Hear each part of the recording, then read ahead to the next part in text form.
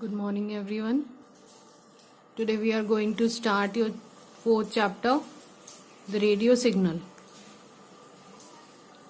Here's the reading and explanation of this chapter. Let's start the conversation given in the first page. What are you doing, Sammy? I am sending a signal to aliens. Haha, are you crazy? No, Mike. Someone might be listening.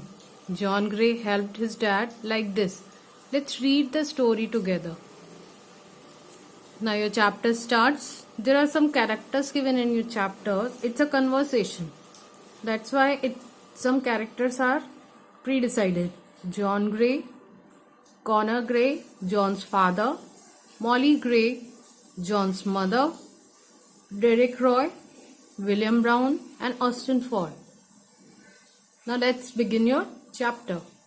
John pushed the door open.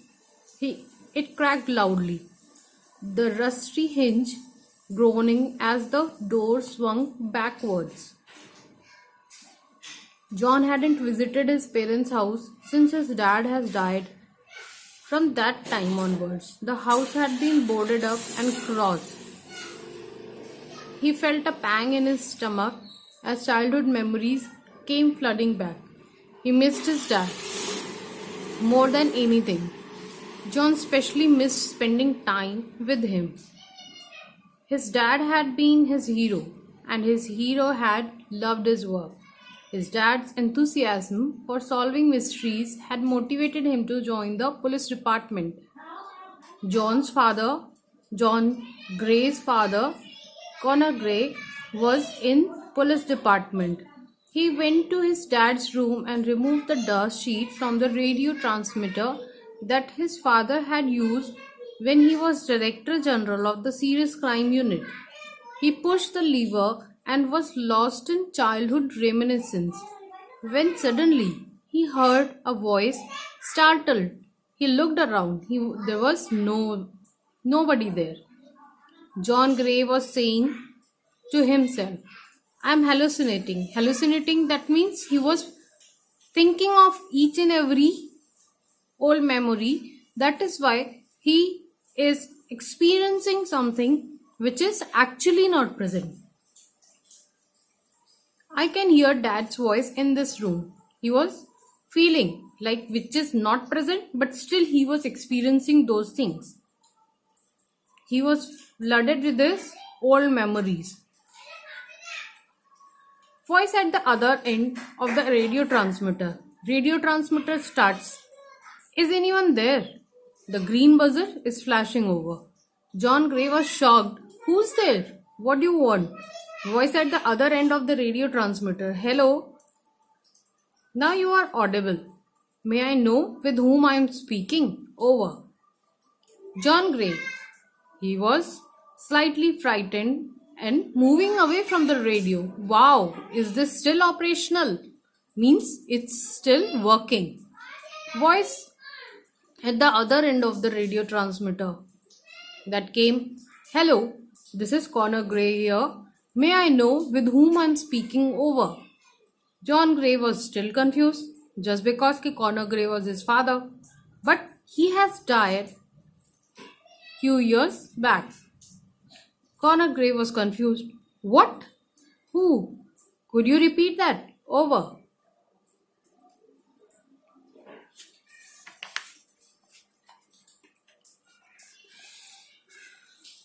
Voice at the other end of the radio transmitter again came.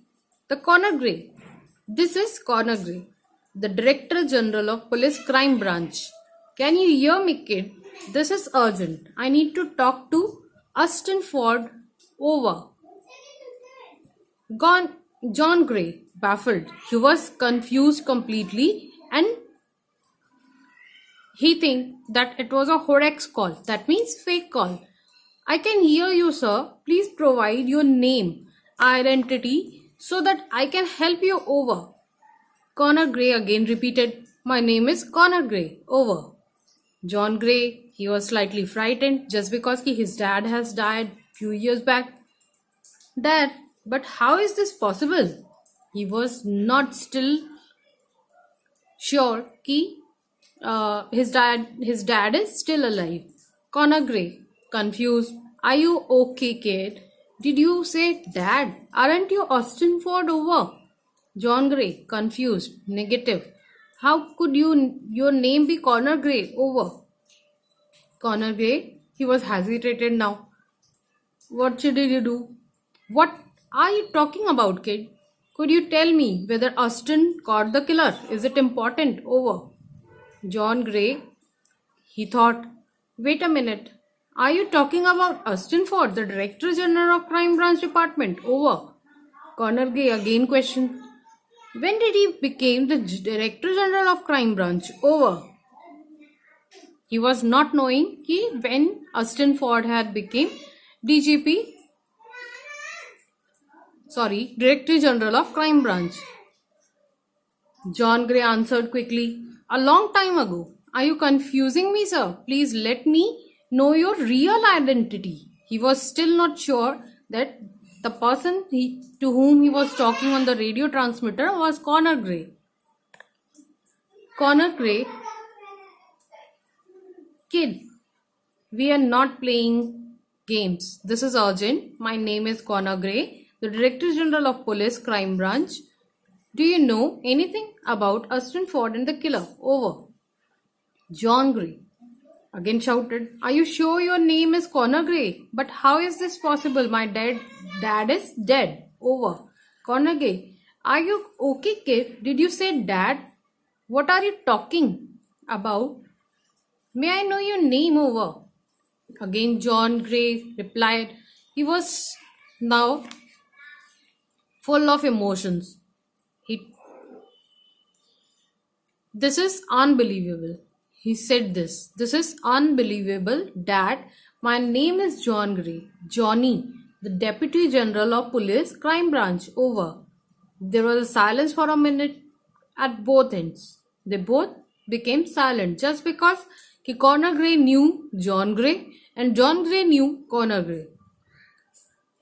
John Gray, Johnny, how is this possible? My son is only 10 years old. He's playing in the backyard and I'm alive. Please acquaint me with your real identity, kid. You are terrifying me now. John Gray. My name is John Gray, Connor and Molly Gray's only son. I was born on 23rd April 1950. You and Mom used to call me Johnny. We live in 100 Main Street, Stilly. I miss you, Dad. Over. Connor Gray. Oh my God. How could this be possible? Johnny and Molly are here in front of my eyes. Date. What's the date? Over. John Gray. Again, he looked at his wristwatch. It's 20 January 1975. Monday. Dad, you died in 1960 in an encounter attack. You were working on the serial killer project. It's almost 15 years since I have heard your voice. I love you, Dad. Over. Suddenly, Molly and Johnny came into the room. Molly was unaccustomed to Connor talking about his family during work. Molly Gray, interrupting. Who's there, dear? Are you talking to someone about us? Connor Gray, yes, dear. Come here and meet John. He is the Deputy General of Police Crime Branch. He is the youngest officer ever to hold this position. Molly Gray, wow. Hey, my son's name is John too. Congratulations, kid. Are you doing a great job? Over. John Gray with damp eyes. Yes, I know, Mom. He wanted to say Mom, but he said Ma'am. How are you, John? You and John. Over. Molly Gray. Thank you, kid. I'm good. How are you doing? Over. John Gray. Again, he was full of emotions and his eyes were damp. I am also fine, ma'am. Thank you. Over. Molly Gray again repeated, meet my son Johnny. Over. Johnny, playing with the lever, is John. Hi, John. My name is John Gray. I'm 10 years old. Over. John Gray, Hello Johnny, how are you doing? Did you win the football game? Over. Johnny? Dad, he knows about my football game. Connor Gray. Yes, champ, reply to him first. The final match is tomorrow. I hope we'll win. Over. John Gray, laughing. Remember to kick the ball at the left of the goalkeeper in the last 5 minutes of the game and you will score the winning goal. Over. Really? Thanks for your suggestion, John. Bye. Over and out. John Gray. All the best. Bye. Over and out. Molly Gray. At the best of you two, John. Bye for now. Over and out. John Gray. It was nice talking to you, Mom. Again he wanted to say mom, but he said ma'am. Take care of yourself. Good luck, Johnny. Over and out. John Gray was confused. I just talked to myself. This is insane. He was hallucinated completely. He was not knowing what he was saying. What is happening, Dad? How is this possible? How could I talk to you and Mom over? Connor Gray. I really don't know, champ. Now listen to me carefully. If the current year is 1975, then you can help me with the serial killer case. Search through the previous files and find out the killer's name. Meet me tomorrow. Over. John Gray. Again he was thinking. Okay, Dad, I'll search through the files. Over. Connor Gray. Good. All the best, Johnny. Bye. Over and out. John Gray. He was slightly sad when he was talking to his mom and himself. Dad, I hope that I'll be able to hear you soon. Connor Gray. Don't be sad, champ. We'll definitely talk tomorrow. Be positive. Over and out. John Gray. Okay, Dad. Over and out. Now John went to his office immediately and searched through the files just because he wanted to know the killer's name. After 2 hours, he found the killer's name. Then he went back to his parents' house and slept in the basement. The following morning, he woke from the troubled dream. He ran to the radio transmitter. The green buzzer was flashing. That means the buzzer was flashing. The green buzzer was flashing. That means the radio transmitter was on. John Gray, looking through the file. Dad, I found him. Derek Roy is the serial killer. And the next victim is William Brown. Over. Connor Gray murmured, What? Derek Roy? How is this possible? No. John Gray again interrupted. Dad, are you there? Who's Derek Roy? He killed William Brown in the latter penthouse apartment on 10 July 1960 around 1:35 a.m. Over. Connor Gray, looking at the calendar, tomorrow? Are you sure, kid? Over. John Gray, confident. John Gray was completely confident just because the file has positive views. Positive. Dad. Over. Connor Gray. Derek Roy is Molly's friend. He's coming over to dinner tonight. What should I do now? Should I ask him about William Brown? Over.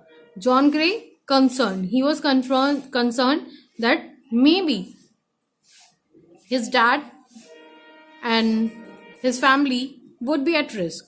No, Dad, it's too dangerous. He will not admit it. You will be in trouble. He's a serial killer. Over. Connor Gray, thinking, you are right, kid. But we have to do something soon. We don't have time. Over. John Gray, he was urgent. Dad, you can stop the serial killer. You have to find William Brown. We know the crime location. We can catch him red-handed. Over. Connor Gray was happy. Superb, kid. You have turned out to be a fine officer. I'm proud of you, champ. Over. John Gray was happy. Dad, we will overcome this serial killer and will not lose you again. Connor Gray was surprised. What do you mean, Johnny? John Gray was weeping. He was full of emotions. Dad, I told you that you were killed in an encounter. Apparently, you were killed confronting Derek Roy. Over. Connor Gray, he was angry now. Just because John Gray was asking again and again the same thing. What? It is outrageous.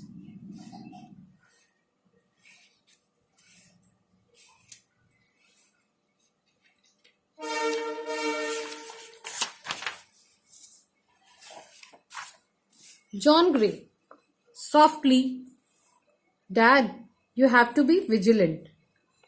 He can hoodwink you. That means he can trick you. He can trick you with his own words. After all, he is a serial killer. Just follow the plan. That's the only way that you will be able to nab him over. Connor Gray was angry. Yes, I'll be watchful. But I promise you that I will put him behind bars for his crime and we will live together over. Derek Roy came to his house, Connor Gray's house. Derek Roy came to Connor Gray's house just because he was invited for the dinner. Good evening, Connor. How are you doing? Connor Gray was angry to see Derek Roy. Derek? Connor Gray pushing the lever. Dad, are you there?